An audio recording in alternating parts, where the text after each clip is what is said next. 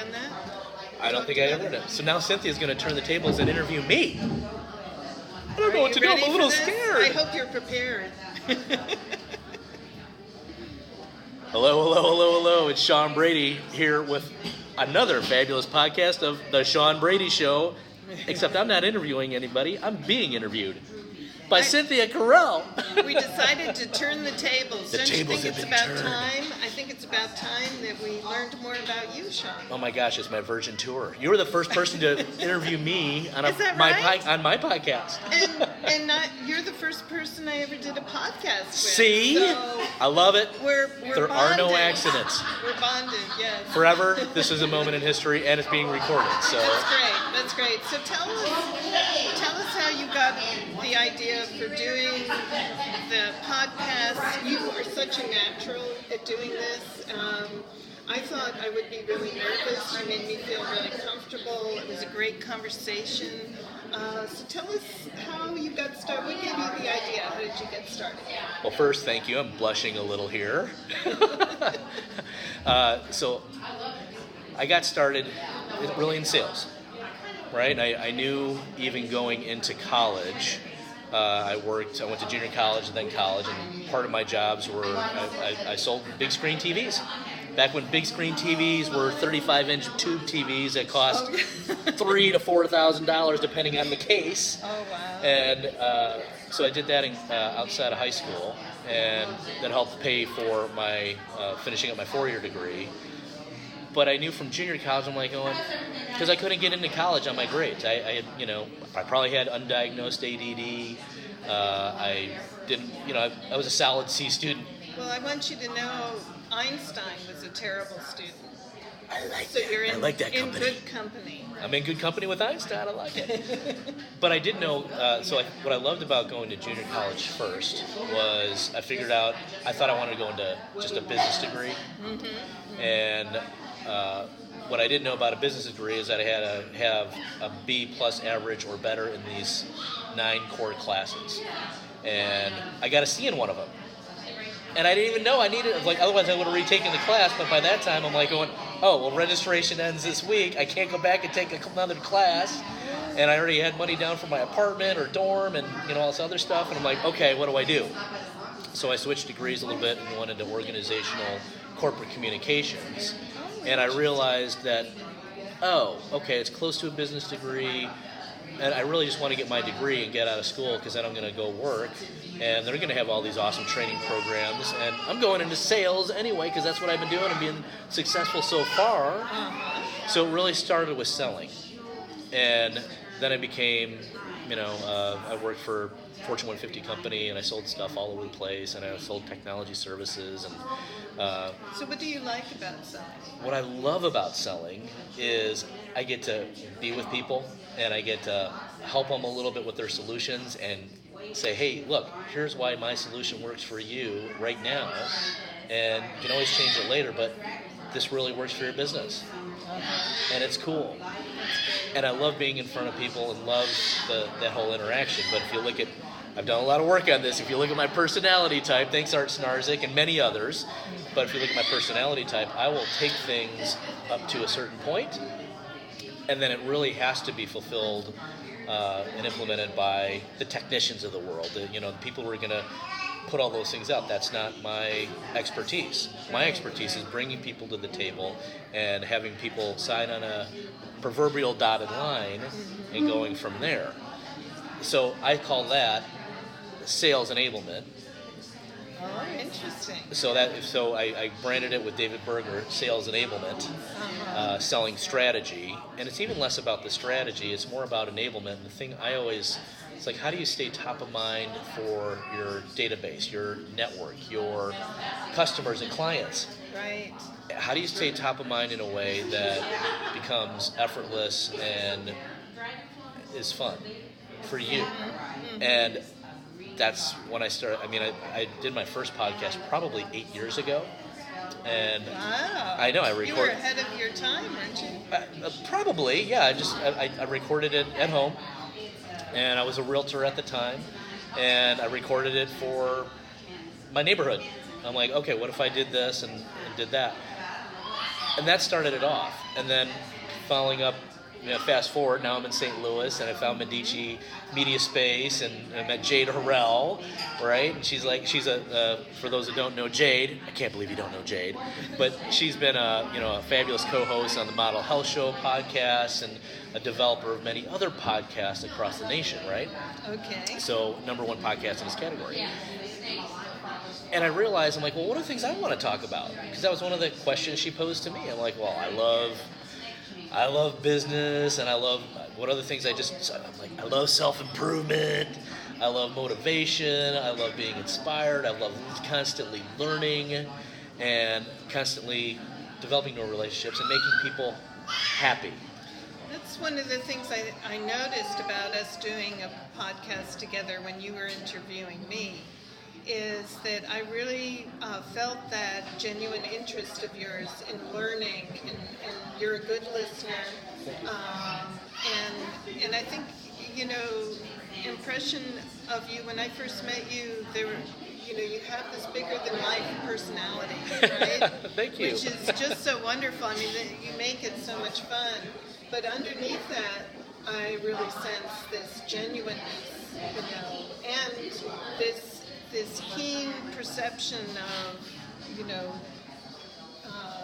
solving problems and helping businesses and helping entrepreneurs and holding the vision for them to be successful. Yeah. Right? That's there's that movie Jerry Maguire, some of us watched out there. Well, he's got his old mentor, the little guy who first helped him in the business, and I remember one of his lines is, if you want to sell anybody, you gotta love everybody. And that was one thing that I always, that's always stuck with me. Yeah. And even when I got in situations where I'm like, wow, I don't love what I'm selling. I don't like how I'm doing this. And that was my litmus test. I'm like, oh, I shouldn't be doing that anymore. And it's like, okay, until I really have that passion and that natural enthusiasm, take the last 4 letters of enthusiasm. I learned this too a long time ago, which is IASM. Okay. It becomes an acronym. I am sold myself. And then you have natural enthusiasm. And if you don't have that, it's really, really hard. Yes. So that's what I love to do, seriously, on this podcast and other mediums, is how do I make, I think it was Vanessa and Nick, shout out to you. They talk about being local famous, right? Okay. And I think of that as, how do you do that in your sphere or your network and your database? Yes. And it could be a database of LinkedIn, the people in your email lists. Yes. How do you stay top of mind for them? And you get that kind of local famous for them, but that you're just top of mind. Well, and what I love about this is that the only preparation we did was, which I thought was so fabulous too, the preparation was so easy. You said, think about 3 things that are pet peeves. Yes. Right? Yeah. And it really helped me to just make that quick list, and I didn't have to do a script. There was no rehearsal. No. It was so spontaneous. Isn't that wonderful? Well, just the spontaneity. Thank you. And I try to incorporate and make things easy. That's how I've always sold. It's like I try to bring it back to what's the simplest thing, because people don't want all that. You talked about it, about communication architecture. Yes.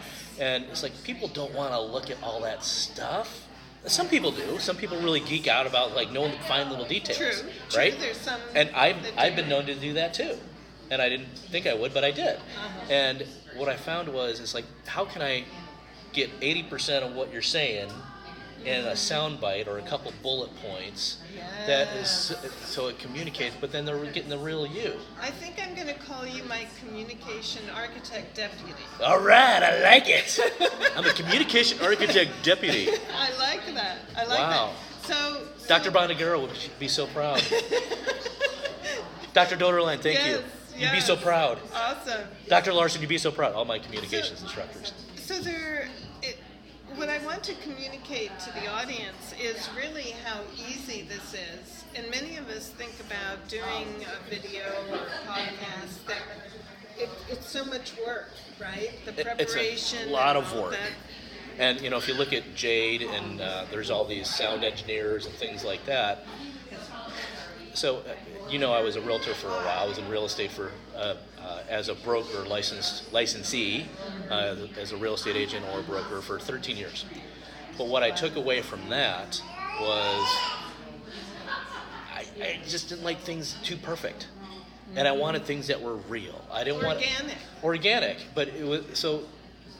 What I always cringe at is, and one of the reasons we bought the house that we bought was the pictures were terrible. It was staged not well, and it had like furniture looked like from your grandma to some modern stuff that was over here, and then they just it just didn't show well. Like the pictures were grainy, they weren't like crisp and things, but I actually liked that because I'm like going, oh, well, I bet I could fix this, or I bet I could improve it and make it prettier, versus all the things where it's like, oh, it's done up perfect, like the perfect face and stuff like that with makeup and things like that, and then you get there, it's like, wow, those pictures, you walk in, and it's such a letdown because it's like, this isn't like the picture.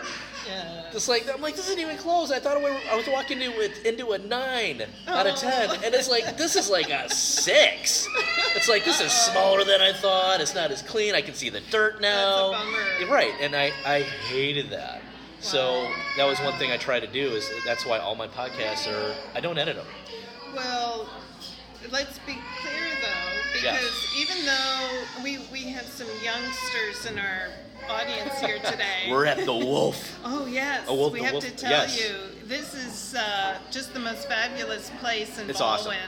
Awesome. Right on Clayton Road. We love coming here. So, Sean, what I want to communicate is that even though it's an easy process for someone like me being interviewed, yes. I mean, what makes it easy is that you have the experience of doing this. You have the technical know-how that makes it simple. I mean, it was simple to set up, and you did the sound testing and all of that. Thank you. Let's not minimize that side of it that you bring up. Thinking my upper barriers right now. We talked about this book yesterday at Mastermind St. Louis, The Big Leap, and they talk about their upper limits, and it's like, oh, what abundance or love can you not accept? And you have to, it's like, oh, well, it's kind of tough to accept the compliment, so thank you. I'm like breaking through something here. Good. Well, you're doing it well. So, just to wrap up, let's talk about if someone listening would like to do a podcast with you, how would they contact you, or how would you recommend they? The best way is it's always via text, and I put that on all the bottom of my podcasts. I have a local area code, 636-789, the number 1, and if you like acronyms, it's one fun. Oh, why am I not surprised? Right? So there's always a subliminal thing, even if I know people don't have the phones the way they used to, but so one fun translates to 636-789-1386. 1386. Very good. Well, I think that you have your tagline then. Podcasts can be fun. They are. And especially when you do it with Sean Brady. Exactly. That's the key ingredient. Not only, the other mantra I come from is, I'll make you famous. I'll make you famous not just with your peeps and whatnot in your database, but that's my intention. Is because you're the expert. It's like everybody's been doing their stuff focused for a really long time. There's like very few amateurs that I talk to, and when I can help them, their audience, get how big of an expert they are, of course they're going to stay top of mind, and that's what I love to do. Well, you do it well, Sean. Thank you, Cynthia. Keep doing it. I will. Absolutely. Okay. And I'll finish off this podcast with thank you for listening, and for everybody out in social media land, we'll see you on social media. Thank you, Cynthia. Oh, you're welcome. That's so great. Fun. I know. See, you can do this. You can take over this and add this in your communication. No. It wouldn't be for me, but that was, my way of giving you something back. So thank you. I appreciate you. Thank you. Appreciate you. That was fun. I have one more favor to ask. I Can have, I yeah. leave my stuff and run Yeah, to go the ahead. ladies' room, then I'll come back Totally. and help you? Absolutely fine.